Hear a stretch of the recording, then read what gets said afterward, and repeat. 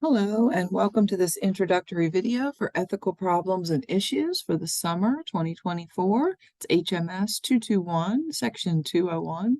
As you can see over here on the right, my information is here, and there's the BrainFuse app that we use for tutoring assistance, and then your course schedule.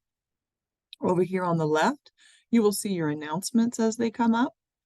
One of the first announcements that you will see is that, I'll show it to you real quick, is that you're going to be required to do a writing prompt before you can see most of the content of the course. So you'll be able to click that directly through the writing prompt link in the announcement, or you'll also be able to access that where we get started in our course over here with the start here.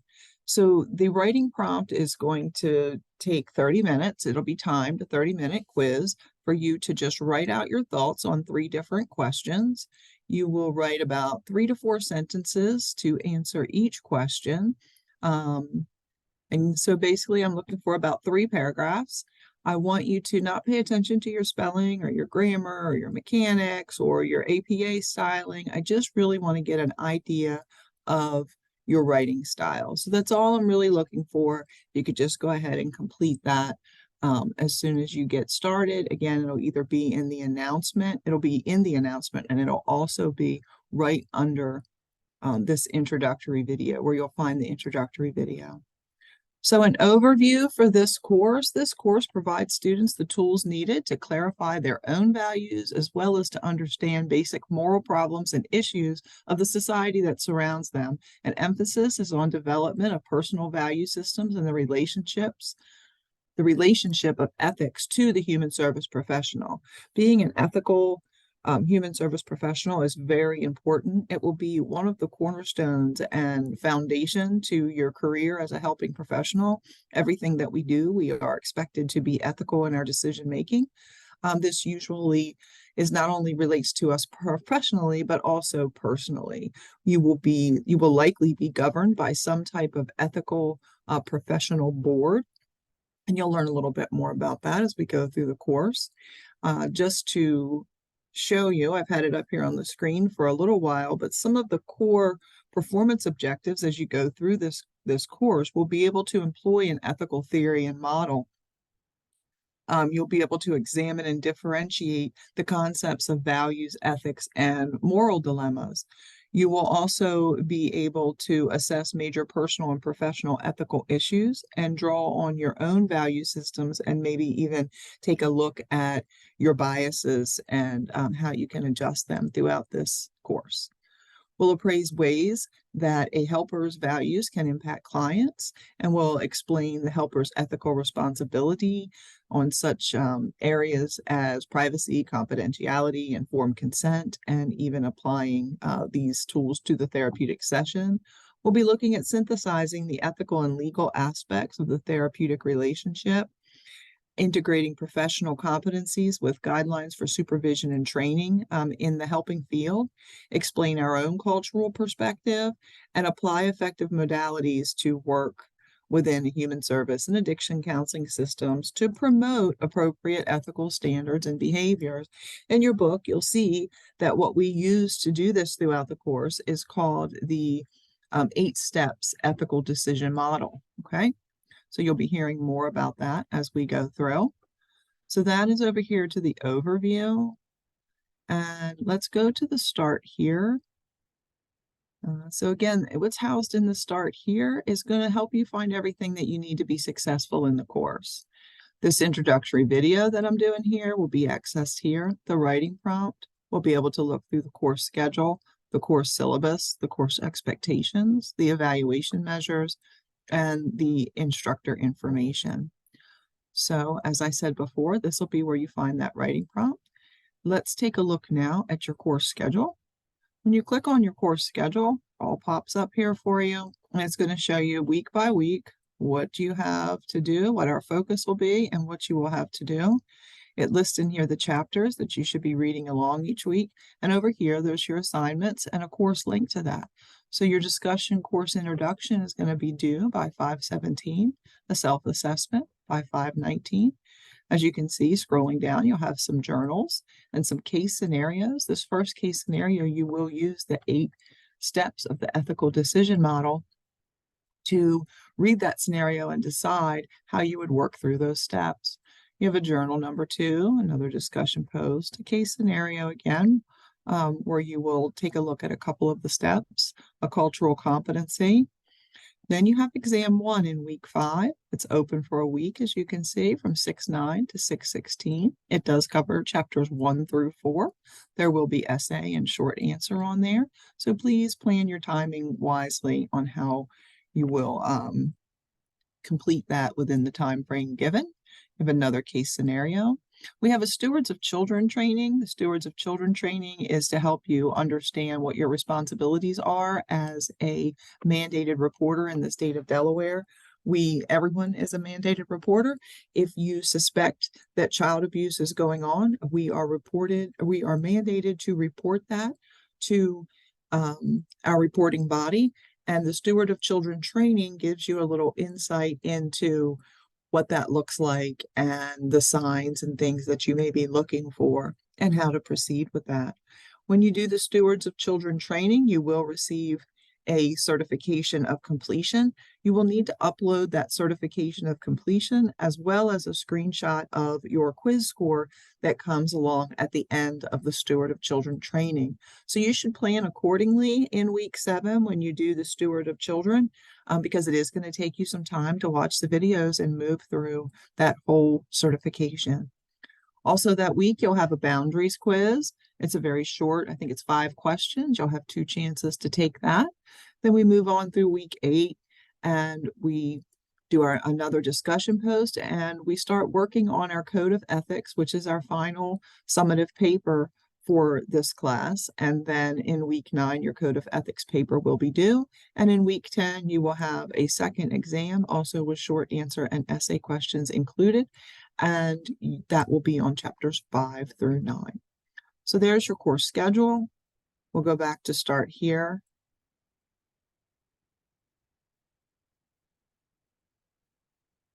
Let's take a look at the course syllabus.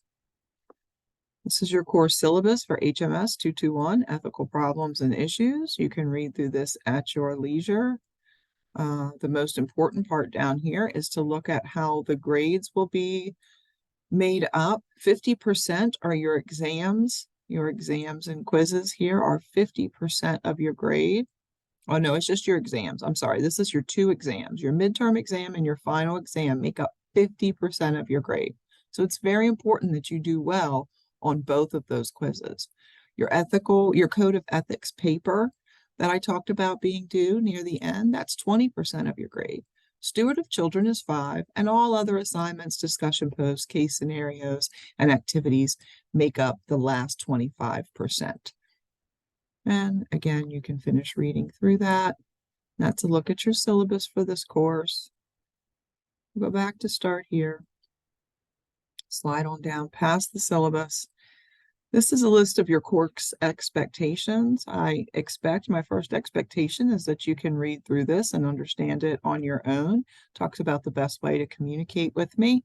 There it shows you the textbook that we will be using. You will definitely need the textbook. That's what's going to help you get a good grade on 50% of this class, which is your quizzes. There's a late work policy. You can read through that. There is a 15% penalty on all late assignments. Most weekly assignments do have a grace period, except for when we get closer to the end of the marking period. But even during that grace period, you will have penalty points deducted. It's just that you still have the opportunity to turn it in. After the assignments have closed, they've closed. Quizzes do not reopen. Exams do not reopen. So please be mindful of that week that they're open. You must complete them then. I do usually allow for a one-time allowance of an assignment. That's an assignment, not a quiz. If something happens, that you can just send me a message and say, hey, life has happened to me. Can I submit this assignment late and not be penalized for it? Now, this means that you're going to submit it within the window of the 5 days after the original date. You just are asking for a free pass not to lose the 15%. The only way to get that is to ask me for it and send me an email that says, hey, I'd like to use my one-time pass on this assignment. And that's okay. But again, it only happens one time per semester. Okay. Your attendance, this is an online asynchronous course, so your attendance will be tracked by you turn in the when you turn in I'm sorry, your attendance is tracked by you turning in your assignments on time, particularly those first couple assignments, because if you don't turn them in, you could be reported under Deltek's never attended policy. This talks about your discussion board specifically, gives you some guidance there. Your assignment submissions. I do expect that all assignments are submitted in Word. Please submit your documents in Word, not as a PDF. Also, sometimes I've seen some other extensions at the end and that I can't open. So it's really best to just stick to Word documents or JPEGs for those pictures like the steward of children we talked about when you're going to need to take the screenshot. Now, as you can imagine, AI is an important aspect of all of our courses, but particularly in this class, this is an ethics course. Using AI is an unethical practice. So please know that I will be putting your assignments through AI detection. And if I believe that AI has been used, you will receive a 0, and I will send you an email that we need to meet and talk. We will meet, we will discuss the use and what it looks like. Please know that this is just like copying and pasting from a textbook, right? You can't do that. That's plagiarism. The use of AI is the same thing. There are some benefits to using AI. It can be used to help you kind of understand some topics, a little more layman's terms, things like that. But you cannot use that information directly off of there and put it onto your paper. This is true in all of our courses, but again, particularly, I want you to understand the irony of using AI, an unethical practice, in an ethics course. If you need help, there is that Brain Fuse, as I mentioned before. That's tutoring that's built into the course. There is the Writing Center. You can always reach out. I'm always happy to help you. And you just, I mean, AI includes all things. It includes Google Translate. It includes the AI function in Grammarly. Please know that if I suspect the AI use, this is a reportable offense to the dean and could result in you having to meet with the dean and explain yourself to the dean of instruction, as well as to me. It can go on, your record as a conversation that was had. Okay. So I just want you to understand the importance of that. If I do ask to meet with you, I'm probably going to ask for you to clarify, for you to tell me, explain to me what your writing meant. And I may even ask you to do a writing sample right there on the spot. So please be prepared if you were to see that. Hopefully we'll not see any of that this semester and it will not be an issue. That's my hope. So we'll go back to course information here. Again, this is the evaluation measure. It's the same thing we reviewed from the syllabus, just written out with only that part for you. We can go back and here is instructor information. You can click on there and see all of my contact information and even when I may be available to meet with you should you need it. Back to course information. Okay, and that's all we need to go over there. Going further down the left side, once you take that writing prompt, the rest of these modules will pop up for you, okay? So there's a lot of really good material in your module, and this is what you're going to be reading. You're going to want to read the module information too, as well as your text. So you're going to read through this, lots of good information for you, lots and lots of good stuff. I would highly encourage you to, as you're going through your week's work and your module, to read some of these things as you go, okay? There's personal versus professional ethics. Okay, so I just want to encourage you to click on every tab as you go down. Then you'll see your assignments. Here's a self-assessment and inventory of your attitudes and beliefs. This is going to be due on May 19th, as you can see. So your information will be housed there. Then you have a journal here due on the 24th, which is going to be a reflection. Please make sure that you are following APA standards when you turn in information, please. I do expect that when you turn in these journals, they're going to be in APA format, which means they're going to include an introduction, a closing, and headings for what you're talking about, what you're answering there, okay? That is the expectation. Everything is expected to be in APA, and it will be included in the calculation of the grade and the rubric. So we'll move through the different modules. Here we have the ethical decision-making model in 2 that really talks about ethical codes and laws, and then this 8 steps of that ethical decision-making model that I talked about that we will be using to work through each of our scenarios. So step 1 in this process is to identify the problem or dilemma. Does the problem involve ethics or just poor unprofessional behavior? Clarify the conflicts. Is it ethical, legal, clinical, professional, moral? Gather all the information and talk with the client if needed. This is your first step to resolving an ethical dilemma professionally. When you read the case scenarios, you're going to be the coworker in a situation that you've come upon where something unethical has likely occurred. And you are going to take these steps and you're going to first identify the problem. You're going to identify any other potential issues as they're listed here. You're going to review the relevant ethical codes.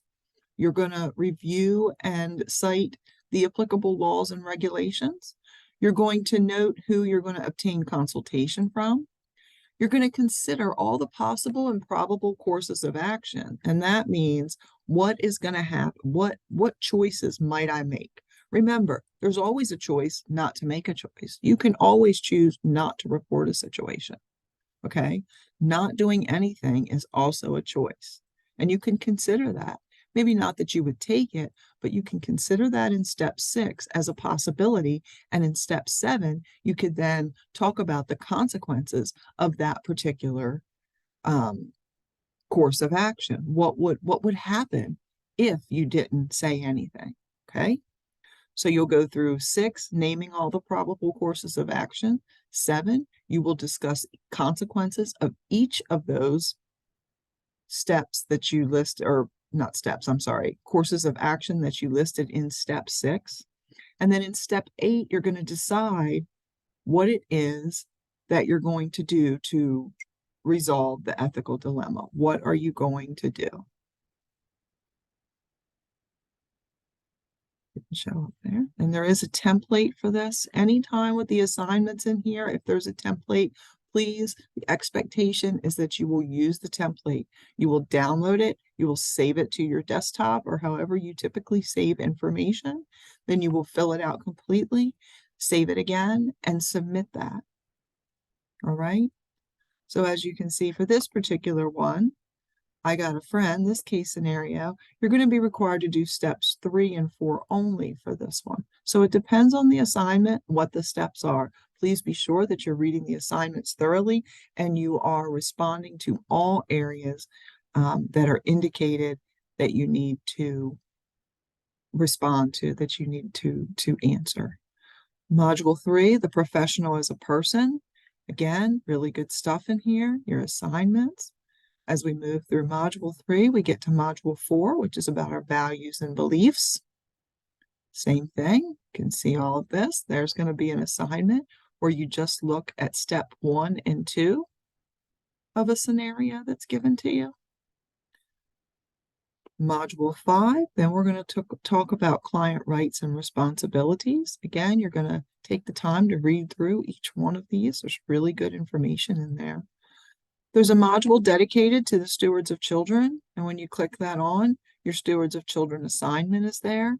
This tells you exactly how you're going to register. Please be patient with the site. Once you click it and you click to register, it takes a few minutes for it to prompt. But if you keep clicking, then you can actually create more of a problem for yourself. This is the link that you'll use. There is a trigger warning here that it will talk about child abuse, and some of the narrative may be graphic. So please be prepared when you sit to watch this that it may not be the most comfortable thing to watch, and maybe particularly plan for some good self-care afterwards. Please make sure again that you complete that Steward of Children training, that when you're doing it, you take a screenshot of your quiz grade, and that you also download the certificate onto your computer and upload the certificate into D2L. I need all of those pieces in order to give you a grade. If you have any problems, please click on this guide. It gives you a step-by-step guide. Reach out, whatever it is that you need to do. But again, you must have that score and the certificate in order to get credit for that. This module 6 talks about managing multiple relationships and maintaining boundaries. And this is where your code of ethics case analysis is going to come in. Now, when you do your final case analysis, you're going to read the scenario that's given here to you, and you're also going to watch these videos from a show called Judging Amy, video 1 and video 2. That's going to give you some insight into Eric and Miss Gray and the dynamics that are going on. Now, for this one, you are going to do this in APA format. The other assignments that you have that use the 8-step model is going to be a template that's going to have all that listed for you. But again, it talks about all the APA requirements for this paper, the length of it that it must be, and all of the components that need to be there and that are graded. Module 7. We go to Module 7. This is about professional training and supervision. Supervision is part of lifelong, working in the helping field. You will get supervision or consult with others who've been in the field longer or may have more knowledge than you, so that you continue to learn and grow and continue to learn and grow. In this module, we have your exam and quizzes. So you will have 2 quizzes for this course and 2 exams. Your first quiz is the writing prompt that you must do before you go any further. And the second quiz is the boundary quiz that's due on June 30th. Again, you will have 2 exams to complete in this course. Exam 1 will cover chapters 1 through 4, and exam 2 will cover chapters 5 through 9. You will have 2 attempts for these tests. The second attempt, only the ones that you got wrong will show up. So please be prepared to answer them. I will not grade the written response and essays until the exam is closed. Typically, students only answer the essay and written responses on the first attempt, unless you would like to change your answers or add more to it on the second attempt. But again, while there is 2 attempts on the true-false multiple choice matching part of the test, the short answer and essay portion questions of the test are only graded once. The same thing goes for grading when it comes to the quizzes. I will be looking at AI, and if I suspect AI content, you will get a 0 for that question or for all of the essay and written response parts, and then we'll need to have a discussion. So again, please avoid your AI. And again, you'll find your exam 1 and your exam 2, the boundaries, and that writing prompt, which is the first one you'll do. Very helpful to you is down here, this English Common module. This is here for you for APA support, writing support, lots of good material for you in here, but step by step telling you, here's APA resources, right? There's, oh, sugar. I'm not sure why that didn't go. I'll have to double check that. But anyway, there's this whole module down here to help you and support you in your journey of turning in all of your assignments accurately, well written, and in APA format, because again, that will count. So that takes us through the left side of the screen. If we go across here to the right, or to the top, I'm sorry, in the blue from left to right, we have the content, and then we have activities where we can find all of our assignments, our discussion boards, our quizzes this way, or you can choose to go through the module. Under tools, you can look up your announcements. I would really encourage you to look at your announcements and even go back through them, because sometimes there's some really helpful ones in there. Here's another link to your brain fuse. All right. And I want to take a moment here while I'm in here. I want to show you another announcement that I created in here for you just to assist you. When you're going through the 8 steps ethical decision-making model, you will be required to cite some professional boards or professional ethical standards. So there's a whole announcement here, resources and citation support. Here is a PowerPoint to give you an overview of some of the most prominent ethical codes in our field. Here are links to the National Association of Social Work Code of Ethics, the ACA or American Counseling Association, the APA, the American Psychological Association, and the National Organization of Human Services. For each assignment that you have to do, work through the scenario and do the 8 steps model to come up with an ethical solution, you're always going to use the National Organization of Human Services to find a code that relates to the event, to the scenario. And then you're also going to have to choose at least one other. So here are several links for you to choose from. I've also taken the time to set these up for you to show you exactly how you will cite them when you list them on your reference page in APA format. So all you have to do is copy and paste it if you use the National Association of Social Workers.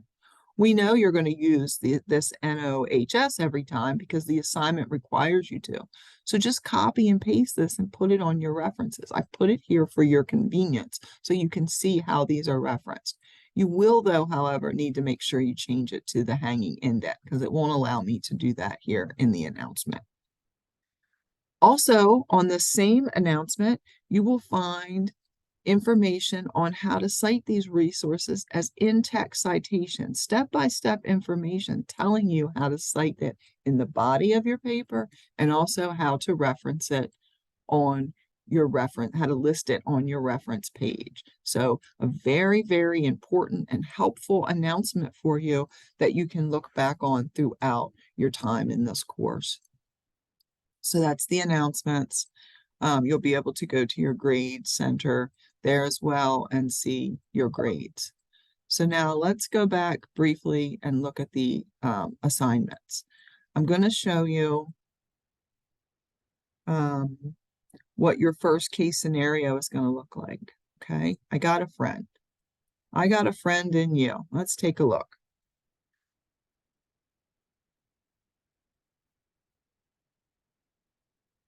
Okay. So this first case scenario that you have, you are going to use the template, right, for the 8 steps of ethical decision making. Oh, I'm sorry, I'm fibbing to you. Let me go back because I do want to show you the first one.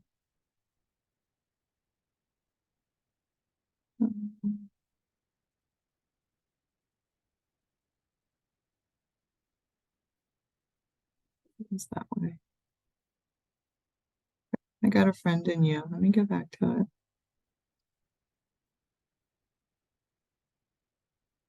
it. Okay. So for this first one, oh, I'm sorry. I see it now. I apologize. You're going to work through all 8 steps of this scenario. But remember, in-text citations and APA references are required for steps 3 and 4. So the scenario for here and for all of the scenarios, you work with the person that's being discussed in the scenario. You are the coworker, okay? So in this particular scenario, you work in an addiction agency and you manage a heavy client caseload. Your coworker, who happens to be a good friend, continually struggles with their documentation. Your agency policy states that the documentation must be completed by the close of business on Saturday at 4:30. Your friend's already been written up for missing these deadlines, and your coworker is rushed to complete their client sessions and the documentation before leaving for a 2-week vacation. To make more time for documentation, your coworker decides not to see 4 regularly scheduled clients before leaving for vacation. As you're leaving work on Friday, you notice your coworker is still working on documentation. She stated she is going to stay late to complete all documentation. She's the only one left in the building, so you lock the door as you leave. One of your roles in the agencies is to review client records for compliance. While auditing client records, you see that your coworker documented she saw these 4 regularly scheduled clients when in fact she did not. You call your coworker and confront her. She asks you to just look over the matter. Just ignore it. What might you do? So that's your scenario. You're going to use this template here. You're going to pull it up. Check it out in your downloads. You're going to save it to your desktop or wherever you might save things, and you're going to answer all of these issues. First step, identify the problem or dilemma.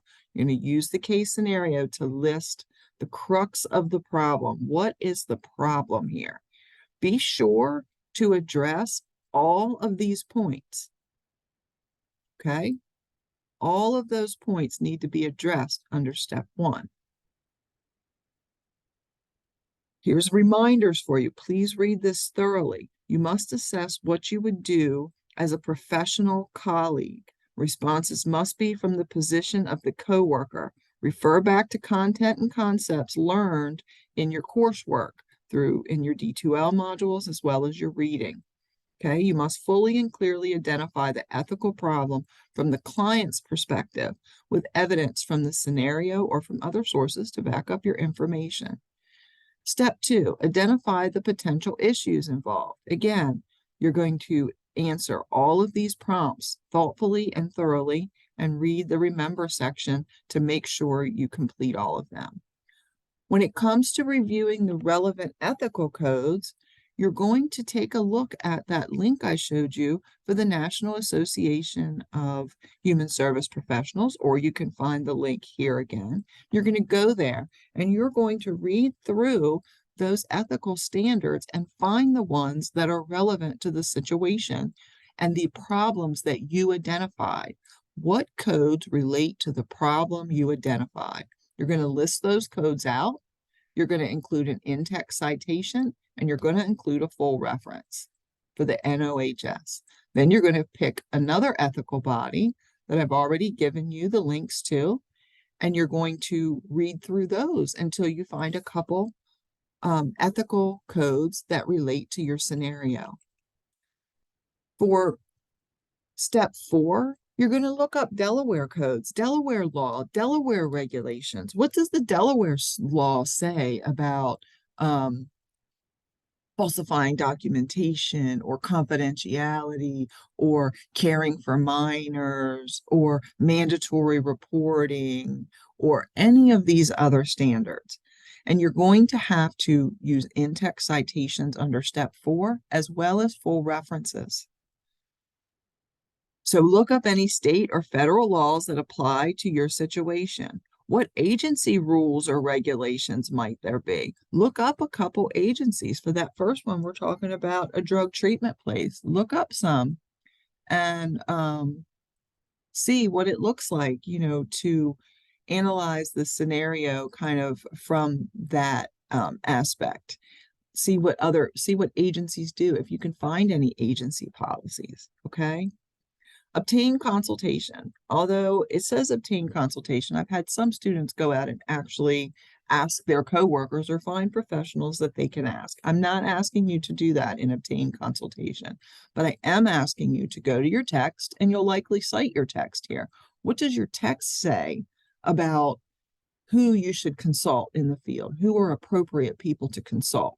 And then you're going to identify who it is you're going to consult with. Who are you going to go to and say, I have an ethical dilemma.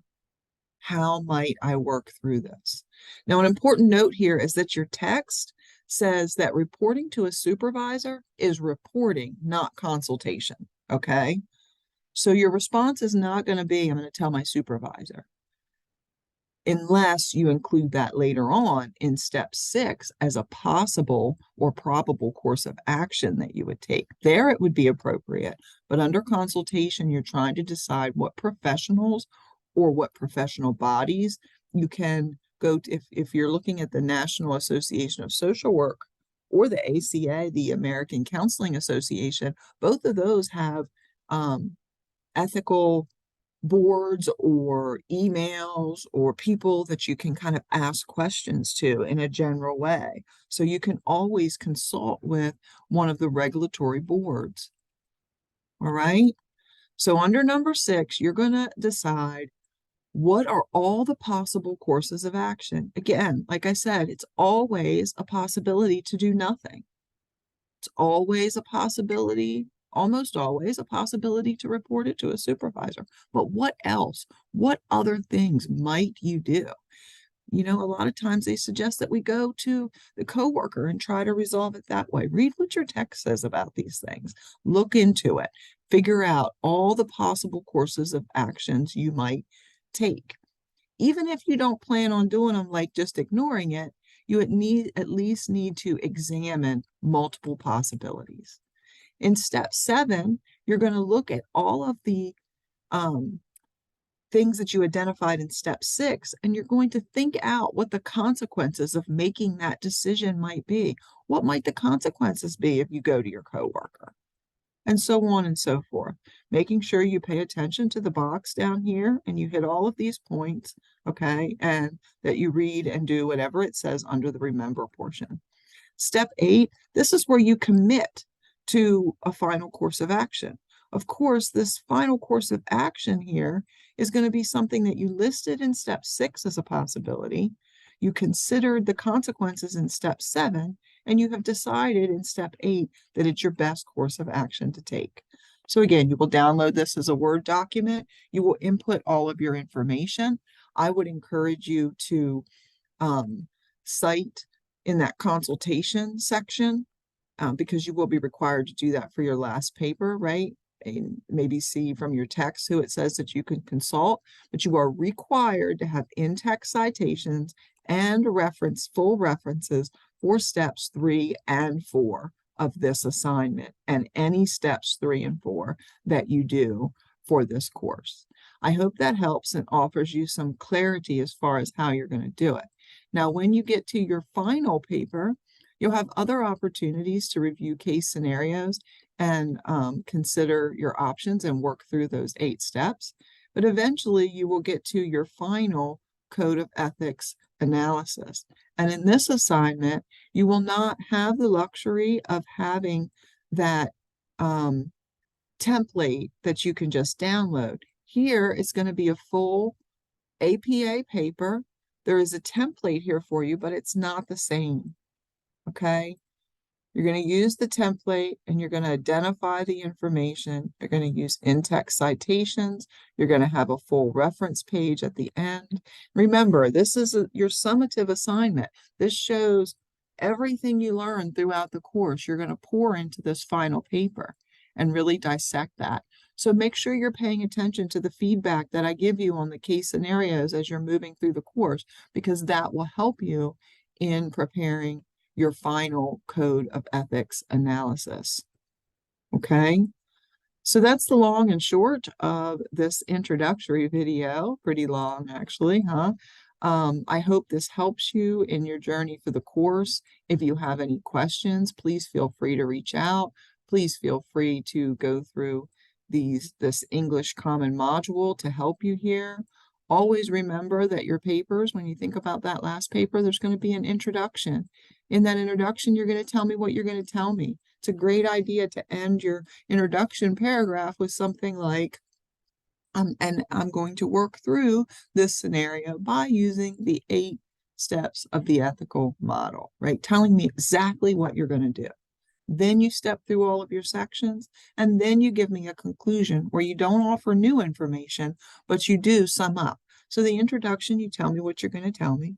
The body of the paper, you tell me, and then the conclusion, you recap what you told me. Tell me what you told me. That you analyzed this scenario, came up with several solutions, and chose the best one after going through the whole 8-step ethical model, being mindful and thoughtful throughout the way. Okay? So I hope that helps. Please feel free to reach out if you have any questions at all.